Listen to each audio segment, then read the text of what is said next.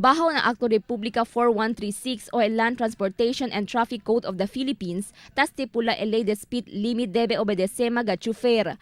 Aun ka siya ley el Land Transportation Office acerca speed limit, pero tatormenta según el LTO law enforcers implementa con este por causa no hay sila el equipo. Entendido el equipo o gadget para saber si kilaya de corre el un vehículo y si ta violaya este na ley.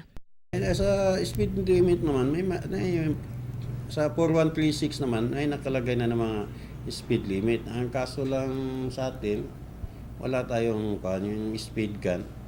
Base na Land Transportation and Traffic Code of the Philippines, el speed limit na highway debe tali lang na 80 km per hour. Pero magatruck i-bus debe lang takohre na 50 km per hour.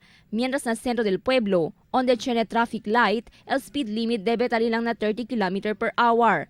Pero nadalasukan kamino, debe tali lang na 20 km per hour.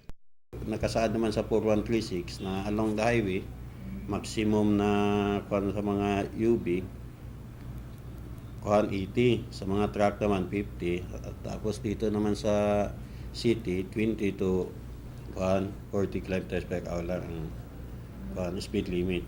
Ande sa 4136. El speed limit entre mga vehikulo importante según para evita mga aksidente vehicular na kamino. Uno también este na razón porque ta tiene aksidente na sentro del pueblo y mga highway na syudad. Crystal Almonia, Dateline Zamboanga.